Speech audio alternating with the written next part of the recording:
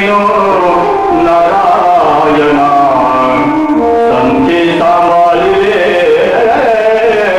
दिना कोण पुण्यकाळ आदि दिनाचा मंगळ ऐसे नो नारायणा संती सांभाळले दिना तुका म्हणे झाला लाभ सहज विठ्ठला ऐसे नो नारायणा संती सांभाळले दिना पांडुरंगा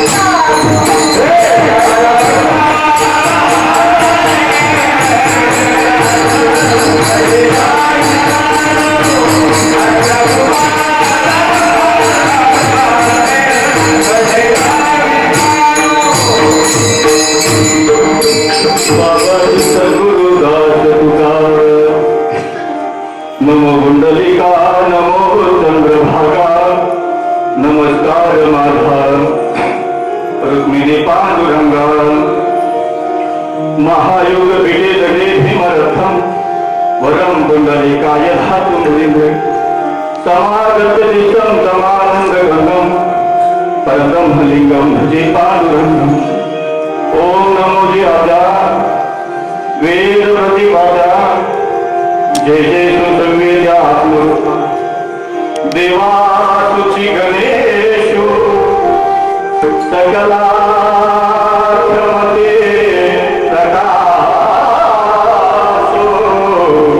म्हणे निवृत्तीदार अवधारितो ज्ञानेश्वर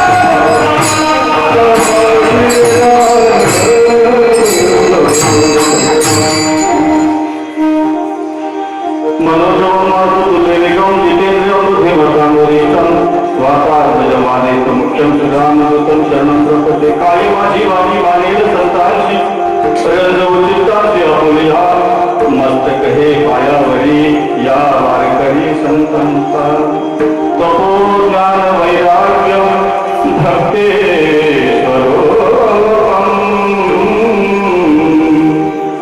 सदा साधु संन्यासयो मुखे वेदांत शास्त्रार्थ नमो नारायण गिरी ब्रह्मा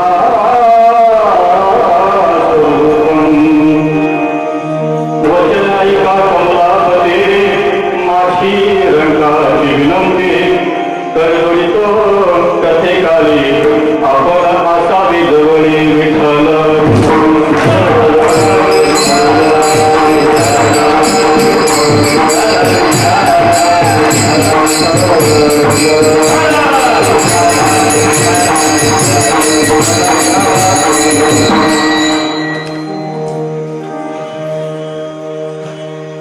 कोण पुण्य फळा आले आजी देखील पावले आईसे नेनो नारायणा संते सांभाळिले दिना प्राप्त प्रसंगी कीर्तन रूपी शरीराचा निवडलेला अभंग जगविख्यात जगतवंदरी या महाराष्ट्रातील वारकरी संप्रदायाचा कलच त्यांनी घातला असे श्री संत तुकाराम महाराजांचा 4 चरणाचा अभंग तुम्हा सर्व साधक मायबापांच्या आणि माझ्या गणरायांच्या शरीराचा निवडलेला आहे. विठ्ठल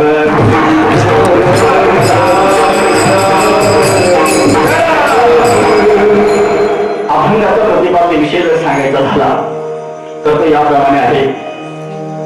मनुष्य टोळीमध्ये प्रत्येक दिवस हा माणसाला कुठल्या तरी पुण्याने उघडत असतो. बघा सुरुवातीलाच मी एक शब्द सहज तुम्हाला क्लिअर देऊ जाईल, कारण पुण्याने जर म्हणला तर सहजासहजी आपल्याला आताच एक रोगातून आपण निघालो. मी त्याचं भांडवल करणार नाही, पण तरी सुद्धा तुम्हाला सांगून देतो का ज्या कोरोनाचं इतकं नामस्मरण झालं का ज्यांनी जर समजा जास्तच नामस्मरण झालं तर तो प्रसन्न होत होता असं सुद्धा मी पाहिलं. ज्यांनी जास्त जास्ती खाल्ली की तो पॉझिटिव्ह निघायचा. परंतु या सगळ्या वातावरणामधून कुठल्या तरी पुण्याचा काळ आपल्या सोबत होता आणि त्या काळानुरूप आपण आज आपल्यात एकत्र बसलो. पण बघा आपल्यात एकत्र बसायला सुद्धा ज्या लोकमान्य टिळकांनी आपल्याला गणपती उत्सव साजरा करून दिला किंवा त्याच्यामध्ये आपल्याला समारोप करून घेतला. बघा मी नेहमी सांगत असतो हिंदुत्वाची जाणीव जर माणसाने ठेवली तर मी हिंदू असल्याचं स्मरण होतं. शोकांतिका वाटते दादा प्रत्येकाच्या खिशात अँड्रॉइड फोन आहे आणि रोज आपण बघतो पुण्यात काय घडलं, कात्रजला काय घडलं. परंतु नेमकं काय घडलं माहिती का, मीडियाच्या बातम्या बघत असताना आपण नेमकं हिंदू आहोत हेच विसरून गेलो.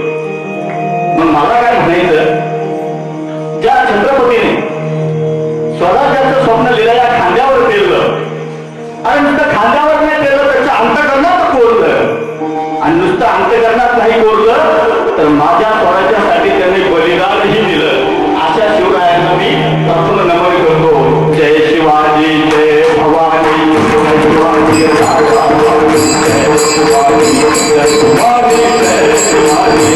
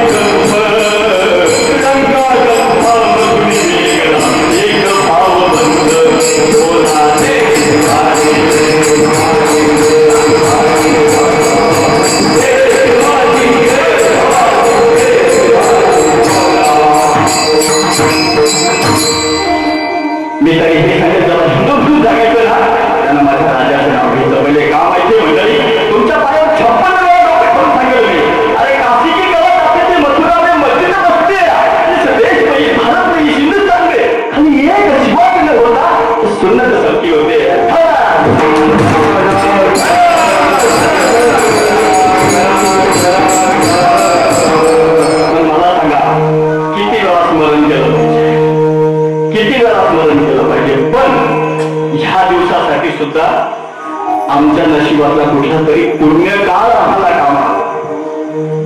मी अभंग यासाठी इथं आल्यावर विचार केला नाही. मला पहिले आप्पा बोलले होते, मला माहित नव्हतं, कारण मला फक्त घुले फॅमिली कळते बरं का. तसा आमचा बिझनेस हा कृषी सेवा केंद्र एवढ्यामध्ये तालुक्याच्या ठिकाणी, पण घुले फॅमिलीशी माझे 10-12 वर्षाचे संबंध. आणि महाराज माझ्याकडे आले तेवढं आम्हाला या गोष्टीचा असा म्हणजे अतिशयोक्ती करण्याची सवय नाही, परंतु तरी सुद्धा मी हिंदू या शब्दावर का बोलून गेलो माहितीये. आपला धर्म ज्याला जागृत ठेवायचा ना, त्यांनी सुरुवात लोकमान्य टिळकांनी सुद्धा केली. आणि नेमकं आता काय झालं, मी आल्यापासून गणपतीची मूर्ती पाहतो तर ती मला सापडलीच नाही. कारण माझे ते गणपतीकडे हात करून बोलायचं मला असं ठरलेलं होतं, पण मला ते राहायला दिसते. पण तरी सुद्धा एक सहज म्हणे बघा, करायला गेलो गणपती हाताखाली आला म्हणून त्या पद्धतीने झाला. म्हणजे मला सांगायचं का, हिंदुत्वाची जाणून करून द्यायला प्रत्येक माणसाला हिंदुत्व जर चालू करून ठेवायचं असेल तर त्याच्या प्रत्येक पुण्याईचा काळ त्याला कुठेतरी आडवा येत असतो. आणि हा पुण्यकाळ जो असतो त्याच्यामध्ये त्याला कुठल्या तरी भगवंताचं स्मरण जर झालं नाही, आईसे नेनो नारायणा, त्याला जर कुठल्या ना कुठल्या भगवंताचे, कारण बघा पृथ्वी तलावर ज्या वेळेला भगवंताने सृष्टीची निर्मिती केली ब्रह्मदेवाने, त्यावेळेला प्रत्येकाला वेगवेगळे कामं सांगून दिले. शिवशंकराला एक सांगितलं, पार्वतीला एक सांगितलं, असं सगळ्या देवाने एक एक कामं सांगून दिले. आणि या सगळ्या देवदेवतांनी मनुष्य योनीमध्ये येणाऱ्या मनुष्याला मनुष्य योनीमध्ये त्याला एकच उपदेश केला, का नामस्मरण. कलियुगामध्ये करावे कीर्तन तेने नारायण देन भीती. म्हणून जर कुठल्या ना कुठल्या नामस्मरणाची पुण्याही जर आपल्याला कामं येत असले तर ऐसे नेनो नारायणा, त्याचा संभाळ हा भगवंतच करतो. म्हणून हिंदू धर्मावर आणि हिंदू शब्दावर जोर देऊन बोलतो. माता याच्यासाठी कोण पुण्य काळ काहीच नाही. जीवन जगत असताना कोणी सांगितलं नाही इतके मोठे गणपती लावा, एवढ्या माळी घाला आणि खूप मोठं सायस्कर असं कुठंच लिहिलेलं नाही. आता चालू जीवन जगत असताना, परमार्थ करत असताना, प्रपंच करत असताना परमार्थाचा फक्त वारसा हक्काचा पाहिला पाहिजे.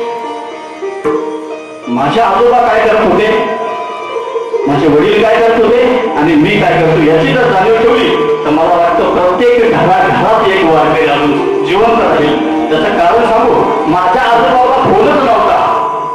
माझ्या बापाच्या काळात साधा फोन आला होता आणि माझ्याकडे अँड्रॉइड फोन. मग मला सगळा विरोध झाला की नाही, म्हणून आपल्याला कुठेतरी तिथं जावं लागेल आजच्यापासून. नाही तर मग आता गेला, पंधरा गेला, बाप म्हसनात गेला, देखत नातू पण तोही पैसा झाला. आपल्याला ते करून चालणार नाही, कारण विरोधाभास तयार होतो. म्हणून कोण पुण्य काळ, जर पुण्याचा थोडाफार काळ जर जपून ठेवला तर त्याच्यासाठी छोटं मोठं का होईना गणपती मंडळ स्थापन होणार, छोट्या मोठ्या गावामध्ये का होईना वारकरी संप्रदायाचे भजन होणार, छोट्या मोठ्या गावामध्ये का होईना मोठमोठे सप्ते होणार.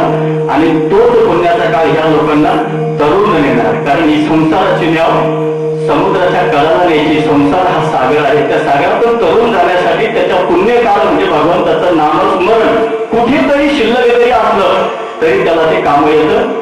आणि शेवट तुकाराम महाराज काय म्हणता माहिती का, जगता जगता जगता जगता आज देखील माझ्या समोर किंवा तुमच्या समोर मी, आपण जर असं म्हणलो का आज एवढा का आहे तर तुका म्हणे झाला आणि लाभ सहज झाला. कारण मला अजूनही माहिती नाही दादा तुमच्यावरती कसा आलो, कारण एवढा मोठा कोरोना रोग माझ्या अंतःकरणाला स्पर्श करून गेला ना. प्रत्येक मिनिटाला मरणाचं स्वप्न दिसत होतं प्रत्येकाला. चुकीचं आहे ना, प्रत्येक माणसाला मरणाचं जर स्वप्न दिसत होतं तर मग तो लाभ तुका म्हणे झाला आणि लाभ सहज विठ्ठला विठ्ठल.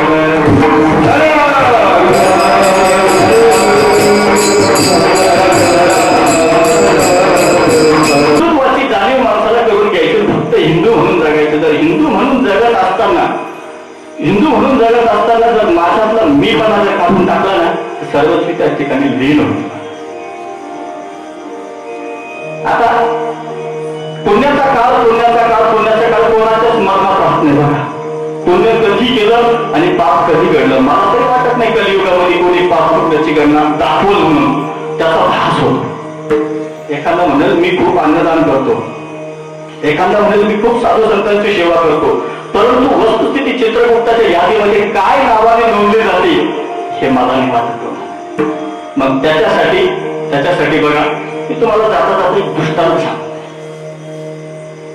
तुम्हाला कोलाटी म्हणजे कोलाट्याचा खेळ बघा, जगन्नाथपुरीमध्ये कोलाट्याचा खेळ चालू आणि त्या कोलाट्याच्या खेळाने असंच मंदिराच्या थोडं बाजूला गेलं की एक चौक असतो आणि त्या चौकामध्ये तो कोलाटी, त्या कोलाट्याचा खेळ चालू असतो. दादा त्या कोलाट्याची बायको मयत झालेली असते आणि छोट्याशा मुलीबरोबर तो खेळ करायला सुरुवात करतो. परंतु रोज घरून निघाला की त्याने जगन्नाथाच्या मंदिरासमोर यायचं. लाख्या कोलाटी त्याचं नाव. जगन्नाथाच्या समोर यायचं, नतमस्तक व्हायचं आणि देवाला सांगायचं, हरी आजच्या दिवसाला जेवढं मला भेटेल तेवढं मला घेईल आणि उरलेलं तुझं तुला देईल. ही पूर्वीची परंपरा आहे बरं का. अन्नदान त्याला म्हणायचे. दान सर्वश्रेष्ठ दान जुन्या लोकांनी घालून रोजचा नित्यक्रम असा चालू असायचा. हरीच्या मंदिरापासून पुढे जायचं, कोलाट्याचा खेळ खेळायचा आणि 4-6 गावाची गावंडळी जमणार असं उपर्ण पसरलेलं असायचं. कोणी 8 टाकायचं, कोणी 4 टाकायचं, कोणी 1 रुपया टाकायचं. असं करता करता त्यांचा खेळ संपायचा आणि जाताना पुन्हा आपल्याकडचा संदर्भ तोच असायचा. असं पैशाचं गसूळ हातात धरायचं, जगन्नाथाच्या मंदिरासमोर यायचं आणि पुन्हा सांगायचं, हरी घरी जातो, आजच्या उपजीविकेला जेवढं लागतं तेवढं मला माझं ठेवतो आणि तुझं तुलाच देतो, कारण देणारा तो हे त्याच्या स्मरणात होतं. दादा असं करता करता सुंदर गोरस मुलगी, चंद्रमुखी चेहऱ्याची पोरगी, कपाळाला असं कोर लावलेली पोरगी, अतिशय सुंदर दिसायला लागली. हळूहळू पोरगी मोठी व्हायला, हळूहळू जशी पोरगी मोठी व्हायला लागली बघा. अलीकडे कलियुगामध्ये मला कोणाला द्वेषी ठरवायचं नाही, पण तरी सुद्धा मी एक शब्द बोलून जाईल. कोल्हाट्याची मुलगी जशी मोठी झाली आणि खेळ खेळायला लागली तसा समाज जास्त गोळा व्हायला लागला. पण दादा गरुड पुराण करतो मी बरं का, अतिशयोक्तीने नाही सांगणार, मी बोलून गेलो तुम्हाला. मी संगीत गरुड पुराण करतो, आता माझ्या साथीला असतात आणि गरुड पुराण आमचं चक्क 4 म्हणजे 10/10 करून मध्ये असतं. एक तबला, सिंथसायझर आणि गरुड पुराण. कशासाठी माहितीये का? जीवन कसं जागावं एवढं शिकवलं. गरुड पुराणातून एवढं गरुड भेटतं हे अजिबात नाही. गरुड पुराणामध्ये उल्लेख आलेला आहे, स्त्रियांनी कीर्तनच करायचं नाही. तुम्ही म्हणता अरे आजकालचा बिझनेस झाला, स्त्रियांनी वक्तव्य करायचं नाही, इतर गोष्टीचं समाज प्रबोधन करायचं. परंतु ज्या ठिकाणी स्त्री दिसली त्या ठिकाणी समाज बापरे बापरे बापरे, एवढी गर्दी बेमाप गर्दी. तसं ती कोल्हाट्याची मुलगी, लाख्या कोल्हाट्याची मुलगी जवळजवळ 17-18 वर्षाची झाली. आता इतकी मोठी मुलगी खेळ करते म्हटल्यावर खूप गाव गोळा, बाया यायच्या, माणसं यायचे, रस्त्याच्या रहिवासी ठिकाणी त्या ठिकाणी थांबायचे, कोणी आधारे टाकायचे, कोणी काय. मला सांगा तुम्ही खेळ पाहिजे आहे का नाही कोल्हाट्याचा? पण बिगर पैशाचे तुम्ही तिथून गेले असं नक्की. 4 आधारे टाकायला माणूस घाबरतोच, कारण तो कसं तिचा पैसा असून. दादा या जमान्यामध्ये बघा तुम्ही, खूप जो मेहनत करतो ना त्याच्या मेहनतीची फळ लोकांना तो निघून गेल्यावर कळतं. खूप संतांचे पुरावे देतील तुम्हाला, तुकाराम महाराजांचे, नाथबाबांचे, सगळे. जसा कोल्हाट्याचा खेळ रंगात यायचा तसा गाव रंगवायचा. आता मुलगी उगवत झाली, मग गावातील 4 अनावश्यक लोक असतात प्रत्येक गावामध्ये, रट्टावळ्या उडवणारे. मला बऱ्याच ठिकाणी असं लोक भेटतात बरं का कीर्तन झाल्यावर. आज तुम्ही आले ना, लोक मला म्हणतात तुम्ही आले ना, तुम्ही तो एक पाय असा हातात धरलेला, एका हातात धोतर धरलेलं. मला पहिले प्रश्न पडला, तुम्हाला 2 तास उभं राहा, आता तुला काय करायचं? लोक असते असं प्रत्येक गावात असतं, प्रत्येक गावात असे 4 लोक असतात. खूप खेळ रंगात आला जरा, खूपच खेळ रंगात आला आणि बघता त्या 4 राजाच्या सेवेकऱ्यांनी तो खेळ बघितला आणि खेळ बघितल्यानंतर पापदृष्टी त्यांच्या मनात आली. पापदृष्टी मनात आली, परत सुटले, राजाकडे गेले. अरे राजा, त्या कोल्हाट्याची पोरगी ज्या बांबूवर नाचते ना जोरावरती, ती तुला राणी म्हणून शोधते. राजा म्हणे काय बोलता? कोल्हाट्याची पोर मला राणी म्हणून? राजा तेव्हा अँड्रॉइड फोन होते बरं का, आपल्याला काय वाटतं तिकडे घ्यायला? राजा म्हणे काय बोलता, कोल्हाट्याची पोर आली मला राणी म्हणून शोभेल. राजा बघितला का फोटो, चंद्रमुखी चेहऱ्याची पोरगी, कपाळाला चंद्रकोर गोंद लावलेली पोरगी. इतकं सुंदर वर्णन त्या मुलीचं. राजाने सांगितलं काय हरकत नाही, तुमचं म्हणणं आहे ना, घेऊन या. जरा कल्पना करा, ज्या बाबाची मुलगी नांदायला जाते ना, नांदायला लग्नातून नांदायला जाते, त्याच्या समोर त्याच्या हाताने तो जेव्हा त्या मुलीला 4 लोकांसोबत काढून देतो ना, हाताने काढून देतो ना सासरला, तेव्हा त्याला काय वेळ. तुम्ही विचार करा, ज्या राखा कोल्हाट्याची मुलगी देखत डोळ्यासमोर शेतकऱ्यांनी उचलली, खांद्यावर टाकली आणि राजाच्या राजवाड्यात नेऊन घातली. काय कशा रचना.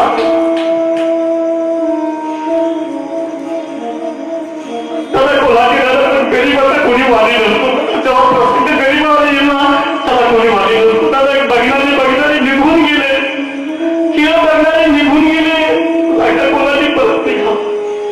मुलगी त्याची राजाच्या ताब्यात जाताना मुलाच्या नाथाच्या मंदिरासमोर गेला आणि हात जोडून सांगत हरी राजाने कोणी केलेली माझी विचार.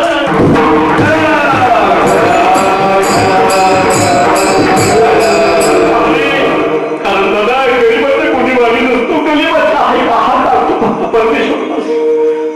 राजाने पोरगी नेलेली माझी असा म्हणला आणि तो बाप त्याच्या झोपडीमध्ये जाऊन बसला. बघा दादा, लग्नातुगी मुलगी राजाने नेली, राजवाड्यामध्ये बंदिस्त खाण्यात कोंडून ठेवली.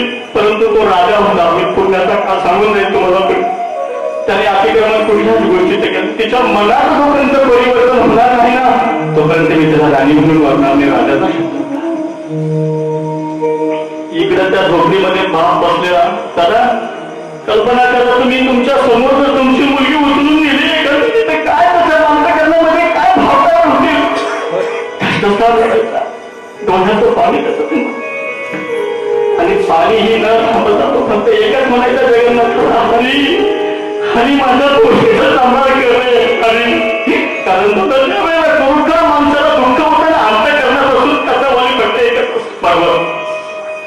इकडे बापाची ही हालत होते, तिकडे राजाच्या बंदीखान्यामध्ये मुलगी बसलेली आहे. सुंदर चंद्रमुखी चेहऱ्याची पोरगी बंद दरवाजामध्ये बसलेली आहे. राजा त्याच्या सिंहासनामध्ये बसलेला आहे. परंतु जी मुलगी त्या जगन्नाथाच्या मंदिरासमोर रोजच हात जोडून जायची ना, तिची सुद्धा अगाध श्रद्धा होती. ती फक्त एकच म्हणायची, राजा माझा हरी मला सोडणार नाही, माझा हरी मला सोडूच शकत नाही. अगाध श्रद्धा होती तिची. ती फक्त एकच नामस्मरण करायची, हरी हरी. त्या बंदिस्त खाण्यात बसलेली पोरगी. 1 दिवस झाला, 2 दिवस झाले. दादा 3ऱ्या दिवशी जगाच्या बापाला दुःख आवडलं नाही. जगाच्या बापानं लाखा कोणाच्या सारखं धुंडा घातलं आणि आनंदी अंबिका जगदंबा हिनं त्या पोरीचं रूप घेतलं. लाखा कोणाचं स्वरूप त्या जगाच्या बापाने परमेश्वराने पांडुरंगाने घेतलं आणि अनादी अंबिकेनं त्या मुलीचं रूप घेतलं आणि गेले पुन्हा त्या चौकात. आणि कोल्हाटीने खेळाया, आणि कोल्हाटीने खेळाया, आणि कोल्हाटीने खेळाया, आणि कोल्हाटीने खेळाया.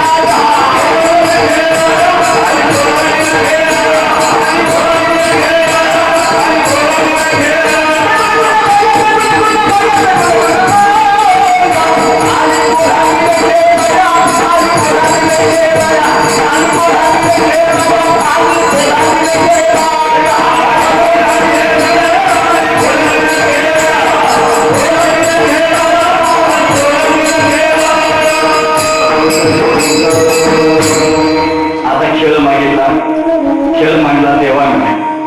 दादा जगाचा बाप गला तर डोलकं टाकायला लागला. ते डोलकं असतं ते गुबू गुबू गुबू वाजत. आताच्या नवीन बोल लावायचं गुबू गुबू वाजलं, मोशन गोल गोल चालवायला ते नाही, ते तसंच वाजतं गुबू गुबू गुबू गुबू. जगाच्या बापानं ढोलक गळ्यात टांगवलं आणि जगदंबा म्हणला त्या मुलीचं रूप घेऊन कोल्हाट्याचा खेळ करायला लागला. जगाचा बाप ढोलक पेटू लागला आणि जगाची आई कोल्हाट्याचा खेळ करतो. आता कल्पना करा, खेळ रंगात आला, असा खेळ रंगात आला. अरे गावात इथं लोक थांबले, चिंचखेड्याची लोक थांबले, हसनखेड्याची थांबले, चापानेरची थांबली, केंद्राची लोक आली, वैजापूरची आली, शूट असा मोठा खेळ. जबरदस्त खेळ रंगात आला. आता बघता इतकी मोठी गर्दी, इतकी मोठी, अरे कीर्तनाला नाही, गावात तमाशा राहत नाही, इतकी मोठी गर्दी कोल्हाट्याचा. आता देवाचा खेळ काय बोलायचं, देवाचा खेळ पाहिला, एवढी मोठी गर्दी जमली. आणि ते 4 राजाचे सेविकरी होते ना, ते त्यांच्या सवारीला निघाले.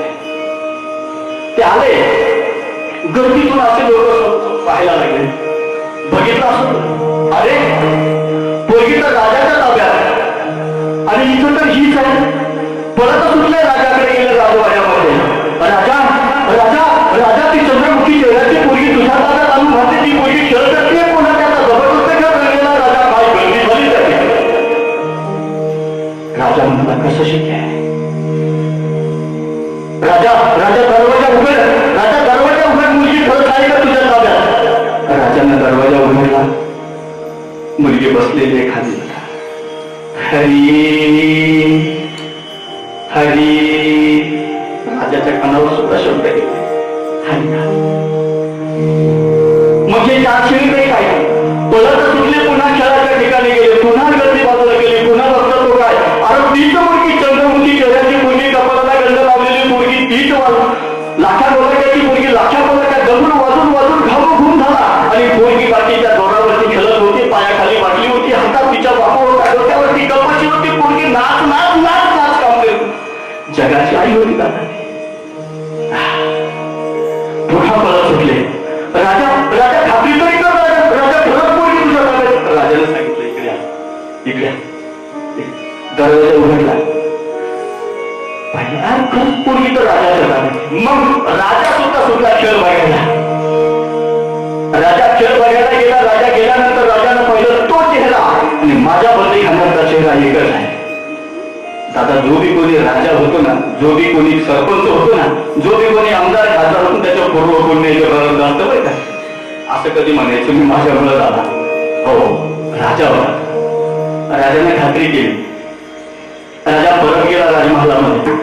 दरवाजा उघडला. दरवाजा उघडला, त्या मुलीचा शब्द तोच होता, हरी हरी. राजा नतमस्तक झाला त्या मुलीच्या. नतमस्तक झाला, हात बेटा बेटा मला माफ कर, बेटा माझे सेवेकरी पापी उष्टीचे वेळेस मला माफ कर. त्यांना सांगितलं, या हिला, ज्या ठिकाणी तिच्या बापाचा खेळ चालू तिकडे तिला सोडून द्या. आता सेवेकऱ्यांची किती हिंमत होईल हो. 2 मूर्त्या सारख्या दिसायला लागल्यावर तरी सुद्धा थरकत थरकत थरकत थरकत त्यांनी त्या मुलीला घेतलं. त्या मुलीला घेतलं. पण जगाचा बाप होता, चतुरा तो शिरोमणी, त्याला सांगायची काय, ही पण मुलगी निघाली तिकडे खेळ आवडला. मुलगी त्या ठिकाणी गेली. उपरनं असं पण पासरून ठेवलेलं, काकांसारखे, अप्पा भाऊ सारखे, आबासारख्या, मावशी सारखे असे बाया आहे का. 1 रुपया टाकला, 2 रुपये टाकले, 5 रुपये टाकले, 10 रुपये. त्या उपरण्यावरती ते पैसे तसे. आता पांडुरंगाचा खेळ होता तो. मुलगी गेली. मुलीनं ते वातावरण बघितलं. बाबा बाबा, मी आज खेळ खेळायला नव्हतेच, मी तर खेळ खेळायला नव्हतेच, तर लोक आलीच कशी बाबा. आणि या उत्पन्नावर पैसे टाकले कोणी. तरी सुद्धा बघा, मुलगी आहे, बापाचं प्रेम करता, मुलीचा हात तेव्हा बापाच्या पाठीवर करून त्याच्या वेळेला तिथे गेलं करणार. मुलीनं ते उत्पन्न घेतलं. त्यात काही उत्पन्न घेतलं. जगन्नाथाच्या मंदिरासमोर मुलगी गेली आणि पुन्हा देवाला सांगितलं, हरी मी हाच खेळ खेळायला नव्हते, माझ्या बाबांनी कसा खेळ केला मला माहिती नाही, पण खेळ रंगात आला. कधीच पैसे एवढे जमले नाही, एवढे पैसे आज बाबाच्या उपरला. मुलगी उपरला देवाला सांगून गेली. कुठे याच्या दादा तो मुलगी उभी राहिली आणि बाबाला आवाज दिला, कल्पना करा किती रडत असेल, कल्पना करा. समोर मुलगी उचलून नेली. जसा रडणारा बाप त्या मुलीला आवाज दिला, असं उत्पन्न बाबा बाबा बाबा. अरे कसा रडणारा बापाला फक्त एक आवाज दिला, बेटा अरे कसे आहे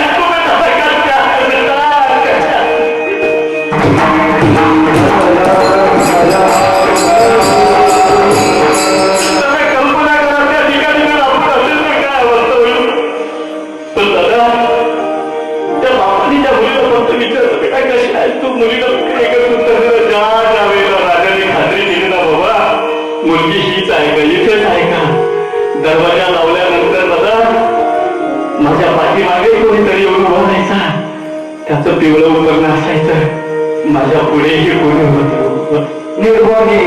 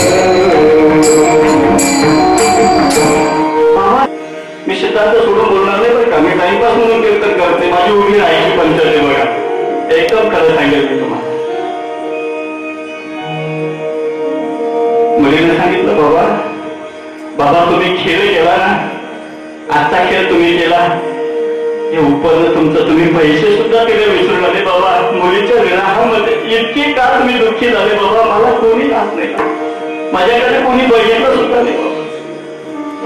हातात असं उपकरण ठरलेलं पिवळं उपकरण ते दादा, त्या बापाने त्या मुलीकडे बघावं आणि बघता बघता पैशाकडे सोडून द्यावं, त्या उपकरणाकडे त्या बापाची नजर जावी. उपकरण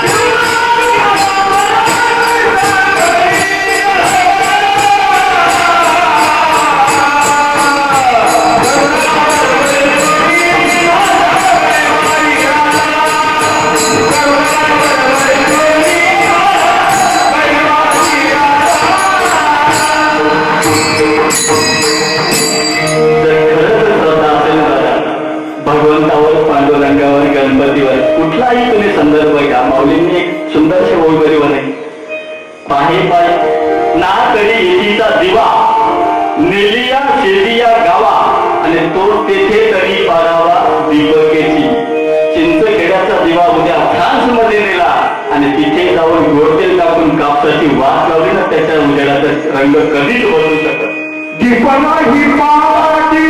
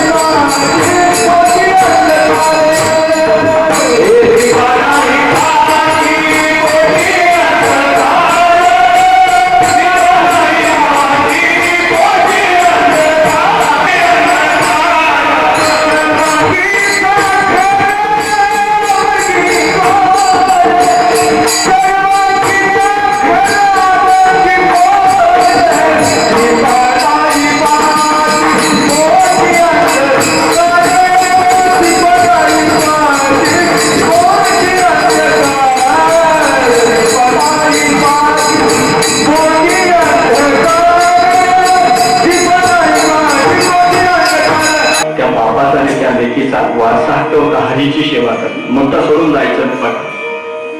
हरीची सेवा बघा.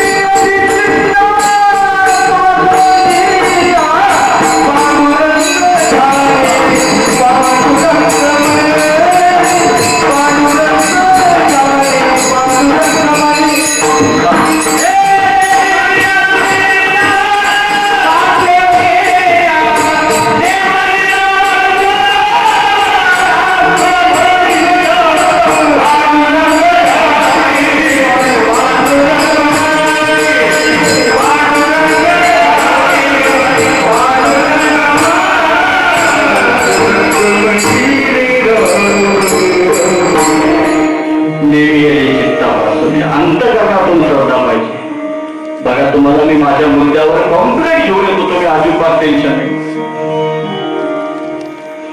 त्या मुलीच्या हातात त्या बापाने उपरणं बघितलं आणि उपरणं बघितल्यानंतर त्याला स्मरण झालं, माझा खेळ कोणी केला? जगाच्या बापाने माझ्यासाठी खेळ केला. त्याला स्मरण झालं, अरे अरे देव हे सुद्धा करतो. पण देवाने कधी धारीपाठ म्हणलं नाही, कधी कागदाला गेलं नाही, कधी कोणाच्या कीर्तनाला सुद्धा घेऊन पश्चाताप झाला आपल्याला. अरे देवा तू माझ्यासाठी एवढं करू शकतो देवा.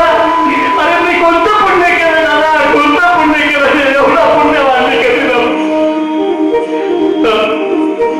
देवाच्या बापाने खेळ केला माझ्यासाठी. कोणतं पुण्य माझं एवढं?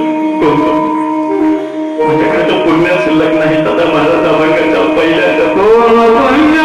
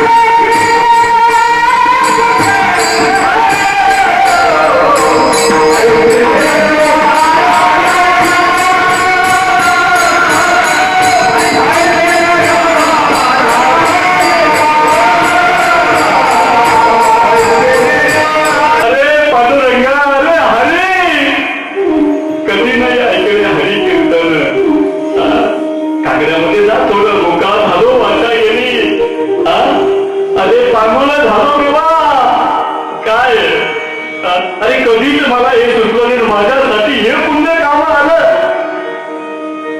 आज साक्षात परमात्मा पांडुरंगाने माझ्यासाठी एवढं काम करावं.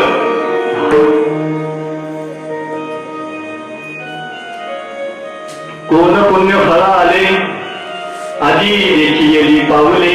अभंगाच्या पहिल्या चरणात भगवंत मला स्मरण काय तुम्हाला करून द्यायचंय बघा.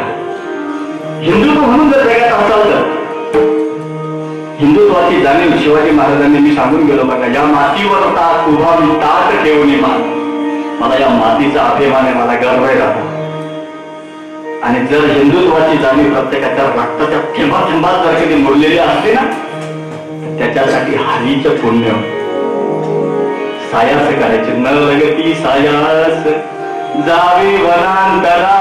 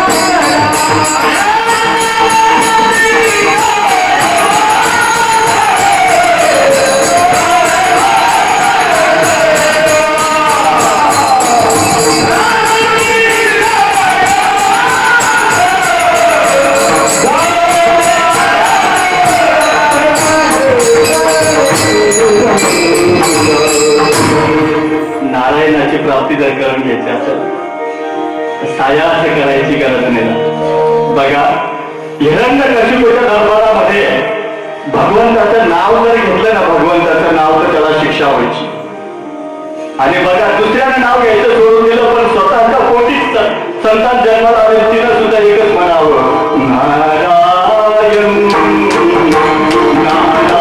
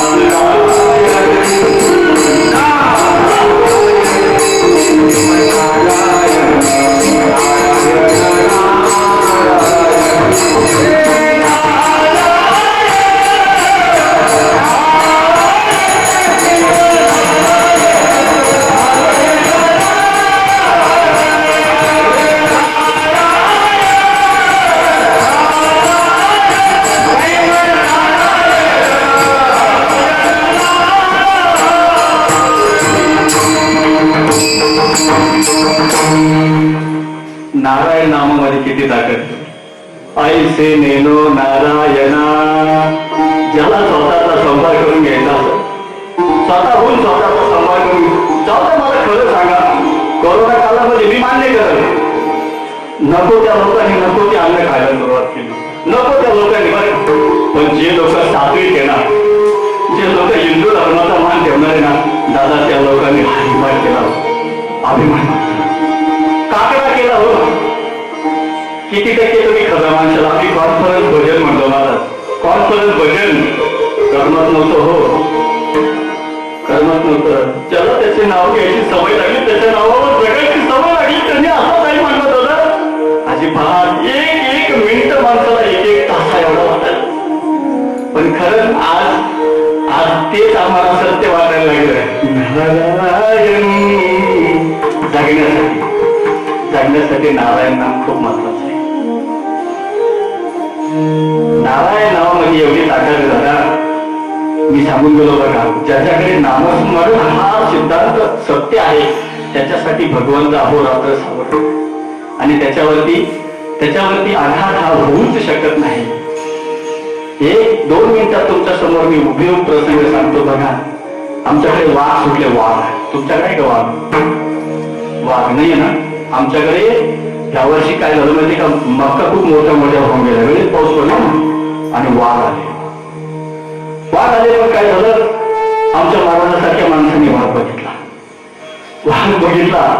आता काय ते जागेवर गेल्यावर सांगा तुम्ही, माझ्या जागेचं काय, पळत सुटले अरे वाघ आला रे. पळत गेले काम हळूहळू वरती चढत होते. वाघोबा खाली बसलेला होता, वरती यांच्याकडे बघत होता. जीप मागे फिरून करून खाली हळूहळू वरती जात होते. असं करता करता दाट गरजच नाही. महाराज गेले वरती गेले, दाट खांद्यांच्या ठिकाणी गेले. खाली बघितलं, वाघ बसला खाली. वाघाने ठरवलं आपल्याला भक्ष सापडलं, हा कधीतरी टाकणार, याच्या परपंचात याचा जीव गुंतणार आणि हा खाली येणार. पण बघता काय बघता महाराजांनी पुन्हा वरती बघितलं, वरती एक अस्वल बसलेलं. अस्वल. मग महाराजांची आणि अस्वलाची थोडी बातचीत झाली. अस्वल म्हणलं, अहो तुमच्यासारखीच माझी हालत झाली म्हणून मी एवढ्या शेंड्यावर येतो.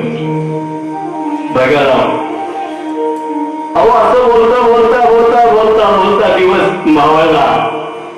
आता दिवस मावळल्यावर काय करायचं? थोडस संभाषण चालू झालं महाराजांचा आणि अस्वलाचं. अस्वल काय म्हणे महाराजांना, बघा महाराज, तुम्ही परपंचिक माणसं, ठीक आहे, जन्माला आलो तेव्हा मलाही खिसा नव्हता. पण काय करावं, तुमचा जन्म झाला, तुम्हाला जेवढे लोक पाहायला आले ना त्यांनी इतका चुटका खिसा आणला. बघा तुम्ही महिला मंडळ जेव्हा बाळाला भेटायला जातात ना, ते 25-30 रुपयाचे का होईना पण कपडे घेऊन त्याला इथं खिसा राहिलं, इथं पण खिसा. बघा माणसाची सुरुवात कशी, महाराज खिसाच. आणि भाऊ मला तर काही खिसा नव्हता, तुम्ही खिसा घेऊन आले. तुमच्या सगळ्या पावल्या तुमच्या सोबत खिसे दिले. आणि पण असं काय, असं बोलता संध्याकाळी 9 वाजले. वाघोबा बाकी खाली धरून बसले, कोणीतरी खाली येणार. अस्वलाने सांगितलं, महाराज माझ्या पापच्याची मला इतकी फिकीर नाही, तुम्ही संसारिक माणसं हो, 4 माणसं पावरणारे माणसं हो, काय आवाज आहे तुमचा. वाघोबाने अस्वलाने स्तुती केली मस्त. म्हणजे आपण एक काम करू, आता एक जण पहिले झोपणार आणि एक जण नंतर झोपणार. पहिल्याची झोप झाली की मग अस्वल उठणार आणि अस्वलाची झोप झाली की महाराज उठणार. कोणीतरी एखादी जागसूर झोपायचं. 2 अशा शिजून शेकेटून फांद्या बघितल्या आणि जाऊ द्या, आता त्याचं भक्ष आहे, तो उपवासी आहे, तो आपल्याला कोणता तरी घेणारच, परंतु आपण आपली सोय करावं लागेल ना. म्हणून दोघांमध्ये साखर झाली. पण प्राणी इमानदारी, फुल इमानदारी. बघा मी सिद्धांत सोडून जाणार नाही. प्राण्यांमध्ये इमानदारी शिकवतात. माझ्या बापाच्या दाराला एक बैल होता, गावठी बैल. रात्रीच्या एखाद्याचं कुत्र जरी आमच्या दारात आलं ना तर गावठी बैल खातं लढून उभा राहायचा आणि डरकाळी पडायचा. कुत्र फार इमानदार, तसा अस्वल फार इमानदार. दोघांमध्ये संभाषण झालं आणि ठरलं. पहिले माणसा तू झोप. थकला रे, थकला. तुझ्या बायकोसाठी तुझ्या पोरांसाठी पळत पळत पळत नुसतं पळतच राहिला राव. हरिपाठाचं एक आवड सुद्धा तू पाहत नाही. थकला तू, झोप झोप, मी तुझं रक्षण. माणूस झोपला. माणूस झोपला आता प्राणी झाला. त्यांची भाषा त्यांना किती भाष्ट का. वाघोबाने आसवाल्याकडे बघितलं आणि आसवाला सांगितलं, दादा काय बघता तुम्ही?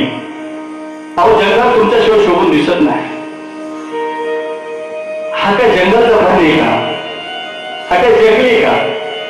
अरे हा नुसता पळतो. संबंधामध्ये सुद्धा पैसे काय सुरुवात केली ना आता.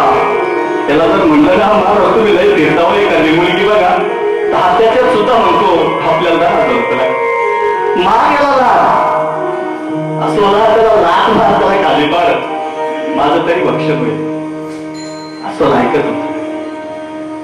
पुन्हा म्हणलं अरे असो दादा तुम्ही ऐका. अहो ऐका, हा लई स्वार्थी आहे, लई स्वार्थी. याच्याकडे पैसे दिले वाचायला पैसे. हा फक्त म्हणतो त्या वाटात गेलो सगळेच घेऊन आलो पैसे सगळे याच्यापेक्षा. अहो हा लई स्वार्थी भागवा. असो दादा ऐका तुम्ही. असो फक्त बघत होता आणि बघतच होत. मी सांगून गेलो इमानदारी प्राण्यांचं. इमानदार फुल झोप झाली या पठ्याची.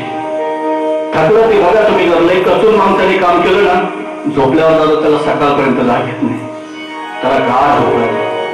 असं करता करता 1 वाजला. वाघोबा बाकी तटस्थ. दोघांपैकी एक आपल्याला सापडणार आणि आपलं पक्ष आजचाच. शिकारीजवळ येऊन बसलं, कोण सोडलो. असं करता करता माणसाची झोप झाली आणि अस्वलाला झोपायचा टाइम. अस्वल झोपलं. वाघोबाने पुन्हा सुरुवात केली महाराजांसंग बोलायला. महाराज तुम्ही परपंचिक माणूस काय याच्या नादेला? अरे हा जंगलचा प्राणी. याची बायको कुठे, याचे पोरं कुठे, याचा किराणा कुठे, याची गिरणी कुठे, याचं गाव कुठे, याचा तालुका कुठे, याचा जिल्हा कुठे, याचा राज्य. तुम्ही कशात टेन्शन घेता? तुम्हाला काय माणूस की राव. तुमच्या गावात पाटील घेऊन तुम्हाला ओळखतात. तुमच्या तालुक्यात आले पाटील म्हणून ओळखतात. माणसाला मोठ्यापणा द्यायला लागलं तुम्हाला. आता तुम्ही जर कधी जिल्ह्याच्या ठिकाणी गेले ना, पेठेत चालताना तुम्हाला बरेच शेठ लोक होतात, पाटील नमस्कार बघा. पण माणूस बघा किती पागल फेकायचा असतो. आम्ही त्यातून चालत. म्हणून मी सांगतो तुम्हाला, अस्वलाच्या आणि वाघाच्या गप्पा रंगल्या. गप्पा रंगता बघा. अस्वलाला तो वाघोबा सांगत होता, दे त्याला लुटून. स्वार्थी येतो, फक्त स्वतःसाठी परत फिरतो तो. आणि त्याचे पोरं पण त्याला विचार केले होता, किती कमवते त्याला. 2 पोरं असल्याला ते वाहतच घालत. बाप फक्त मजा पाहतो. स्वार्थी होते त्या लोक. माणूस म्हणे काय करायचं. चक्रात पडला.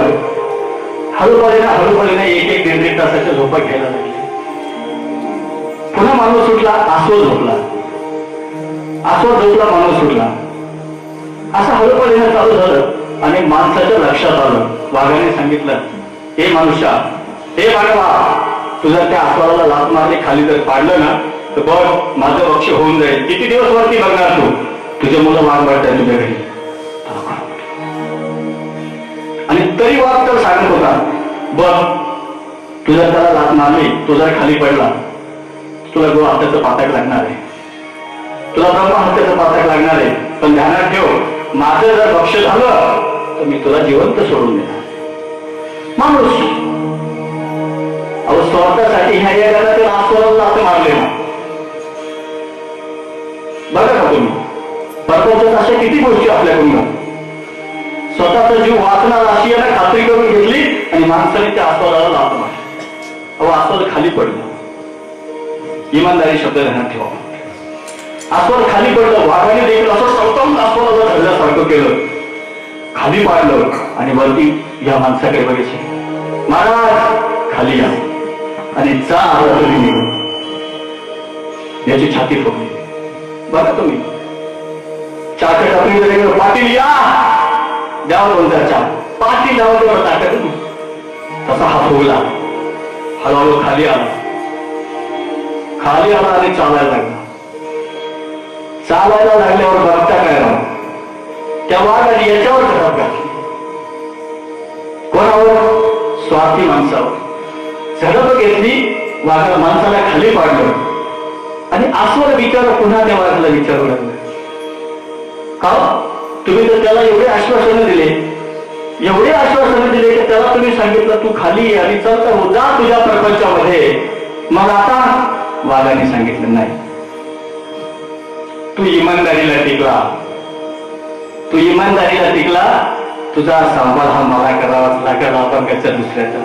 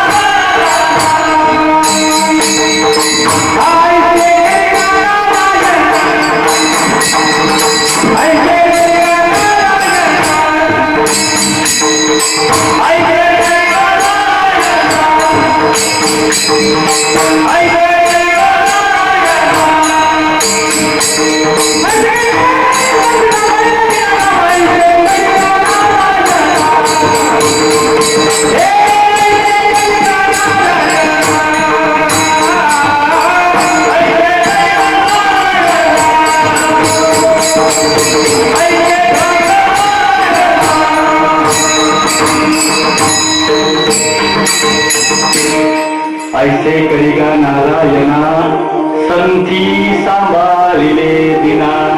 दोघं एका पक्षाचे झाले म्हणून वाचलं. कोण वाचलं? मी तुम्हाला सांगून बोलू, इमानदारी. दोघं एकाच पक्षाचे झाले ना म्हणून वाचलं. ऐसे नेनो नारायणा संधी सांभाळिले दिना विठ्ठल.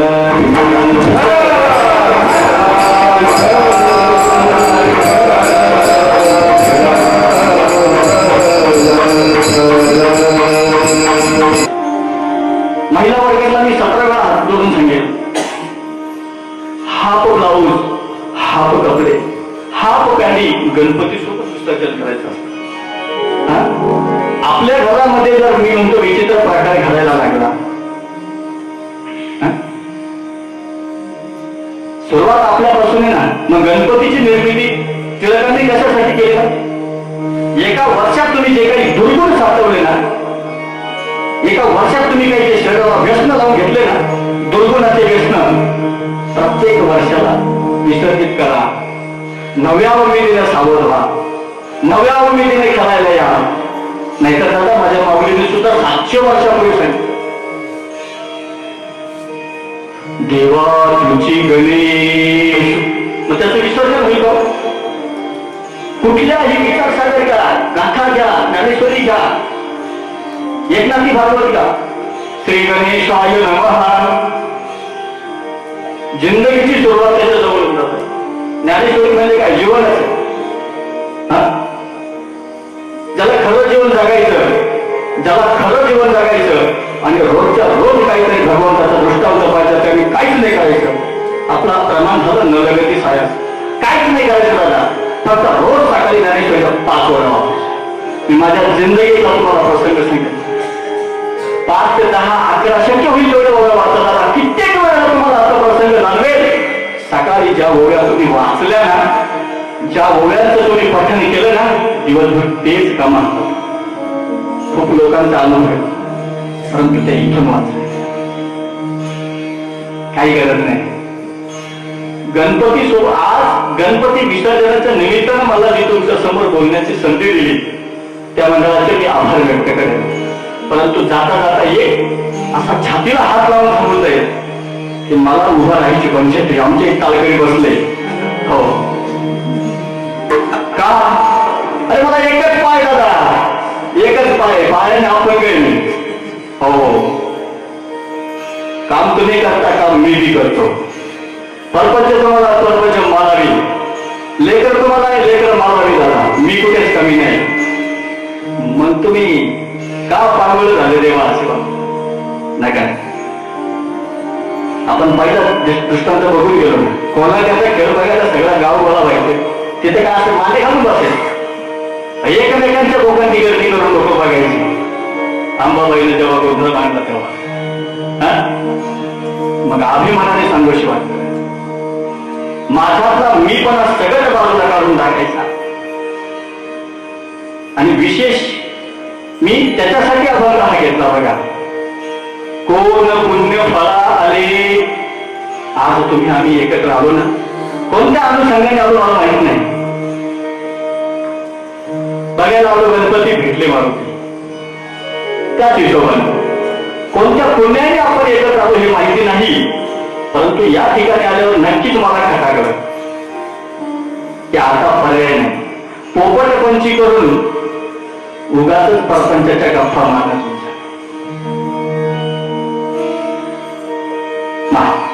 हा पुण्यकाळ जर पाहायचा होता तर आपण एवढ्या कठीण रोगातून वाचलो, एवढे एकत्र आलो, आता आपण कसं जगलं पाहिजे. आणि जीवन जगत असताना दादा मी एक शब्द 17 वेळेस तुमच्या शब्दावर असता कोरून जाईल बघा, हिंदुत्वाची लांबी ठेवली पाहिजे. त्याचं कारण बघा, राजा शिवाजीने जे काम रायबाला सांगितलं ना ते बाजीप्रभूला सांगितलंच नाही. जे काम बाजीप्रभूने केलं ना ते काम इतर नवऱ्यांना कधीच नाही. म्हणून प्रत्येक माणसाने स्वतःची जाणीव ठेवायची, आपलं काम काय, आपण काय लायकीचे आहे, आपली पात्रता काय, तेवढे जाणीव ठेवायची फक्त आणि जीवन जगायचं. अशा पद्धतीने जर जीवन जगायला सुरुवात केलं ना तर त्याचा पुण्यकाळ त्याला नक्कीच संकट समय मदत केल्याशिवाय राहत नाही. म्हणून तुम्ही आम्ही या कोरोना काळातून इथपर्यंत आहोत. म्हणून कोण पुण्य फळा आजी देखी रे पाहुणे आईसे नेनो नारायणा संती सांभाळले दिना. आतापर्यंत जगलो ना मला फक्त तुझ्या आशीर्वादामुळे जगतो. मला बी माहिती नाही मी काय पुण्य केलं, पण माझ्या आयुष्यातला कुठला तरी काळ मी 2 पावलं कवना दिल्लीत चालू असेल. आता स्मरण व्हायला लागलं माणसाला.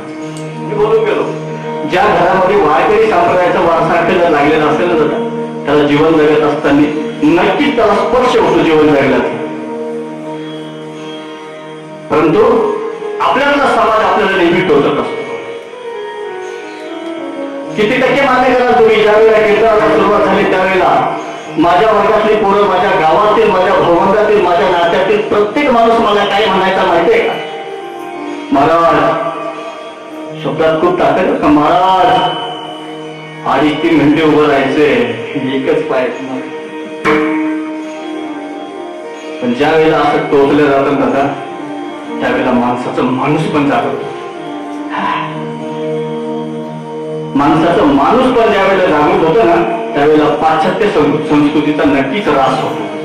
म्हणून लोकमान्य टिळकांनी अशी विचारपूर्वक ही सद्भावना दृढ केली आहे की एकत्र या, संघटित व्हा, एकत्र या, संघटित व्हा.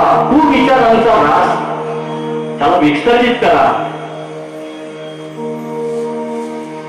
तुमचं सुख हे मोठमोठ्या कानांसारखं असावं, तुमचं दुःख हे छोट्या उंदरा एवढं असावं. किती संकल्पना आहे त्याच्या, जबरदस्त. परंतु नेमकं लोक तेच विसरून गेले. आणि प्रत्येक माणसाला जाणीव झाल्याशिवाय राहत नाही. परंतु माणूस नेमका घरातून बाहेर पडला की ज्या समाजात वावरतो त्या समाजात तसा होऊन जगतो, त्याच्यापासून विरक्ती घ्यायला सुरुवात. माहिती तुम्हाला, तुम्ही आम्ही एकत्र आलो, हे गाव किती पवित्र असेल. ज्या गणपती मंडळाने मला आमंत्रित केलं त्यांचं कुळ किती पवित्र असेल. आणि त्या गावासोबत त्यांचा देश किती पवित्र असेल, त्यांचा राष्ट्र किती पवित्र असेल, त्यांचे विचार किती पवित्र असतील. पवित्र ते कुळ, पावन तो देश, तेथे हरीचे दास जन्म घेती. हरीचं दासत्व करणाऱ्या माणसाला जन्म असा कुठंही भेटत नाही त्यांना. वर्षानुवर्ष संघटित व्हायचंय, कोणीतरी एकाने अध्यक्ष व्हायचंय, एकाने उपाध्यक्ष व्हायचंय त्या मंडळाचं. 4-6 लोकांना एकत्र करायचंय. फक्त मी एकच पाया पडून सांगून जाईल, अध्यक्षपद कोणीही घ्या, उपाध्यक्षपद कोणालाही द्या, परंतु गणपतीचं विसर्जन करत असताना गावातील एखाद्या अनाथ मुलाला त्या मंडळाने दत्तक घ्या, डीजे लावून आणि तुझी चिमणी उडाली काहीच कामाची चिमणी उडून जाईल. एक दिवस उड जाई गाई करीन पंची रे ग पिंजरा तुझी चिमणी उडून जाईल. डीजे अनाथ मुलाला ज्याला गरज आहे त्याला दत्तक घ्या. गणपती मंडळाने माझ्या मनातील संकल्पना तुमच्या समोर ठेव. ज्याला शाळेच्या ड्रेसची गरज आहे दादा त्याला ड्रेस घेऊन द्या. छाती टोकून सांगेल तुम्हाला, ज्या दिवशी तुमचं भांडवल कमी मिळेल ना त्या दिवशी मला फोन करा. भगवंताने माझ्यामध्ये खूप ताकद दिलेली आहे, जीवन जगण्याची कला दिली आहे. हो, एखाद्याला वया घेऊन द्या, पुस्तकं घेऊन द्या आणि त्याला या गावाचं नाव अजरामर होईल इतक्या उच्च पदाला घेऊन घाला. तर त्या गणपती मंडळाचं डीजे लावा. कारण मी फार मानेल तुम्हाला. आज गणपती विसर्जन मी इथून तिथून रस्त्याने बघत आलो ना तर प्रत्येक ठिकाणी डीजेचीच तरी मग ही पाश्चात्य संस्कृती कधी कधी मनाला हलवं वाटतं. गणपती सोबत कोणी मिळत होती का? लाज वाटते ना माणसाला, बोलायला सुद्धा शोकांतिका वाटते. खोटं वाटेल तुम्हाला दादा, मला जेव्हा आमंत्रण आलं ना तेव्हापासून मी कालपर्यंत थोडी तयारी वेगळीच केली होती आणि रस्त्याने आलो ना ती तयारी वेगळीच होऊन गेली. 3 वाजेपर्यंत दुकानावर थांबलो, आपांचा फोन आला म्हणजे हळूहळू निघा, काही अडचण नाही. निघाले. जेवढे मी गणपतीचे मंडळ भेटले प्रत्येक मंडळा शेजारी एक डीजे मोठा. आता सांगा डीजेची काय, मी म्हणणार नाही डीजेचा धंदा माहिती आहे, मी म्हणणार नाही, धंद्याची माझी दुश्मनी अजिबात नाही, परंतु सत्कारण ज्या ठिकाणी देवाचं कार्य करायचं त्या ठिकाणी गरीब दुबळ्यांची वर्गणी घेऊन डीजे समोर नाचल्याला आपल्याला लाज वाटली पाहिजे. शब्द नाही नाही त्याला, परंतु गरज आपल्याला हिंदू धर्म संस्कृती जागृत ठेवायची. देवाची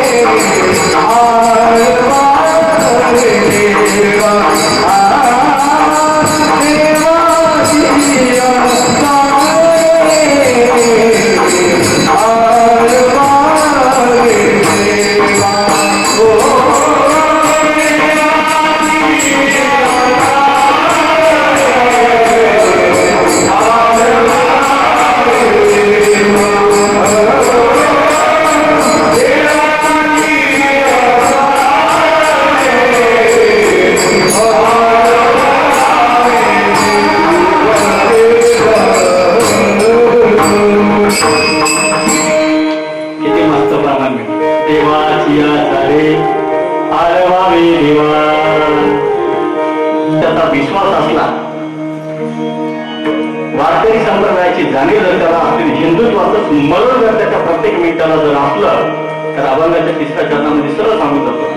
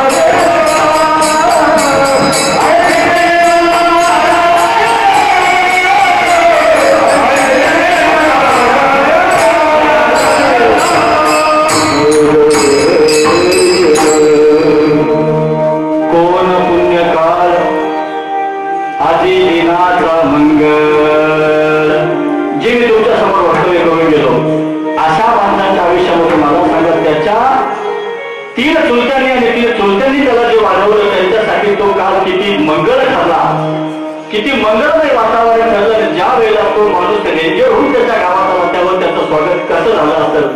इतका मोठा लाभ त्या मुलाला सहजगात्या कसा प्राप्त झाला मी सांगतो तुम्हाला. पण त्याच्या पहिले भजन करा.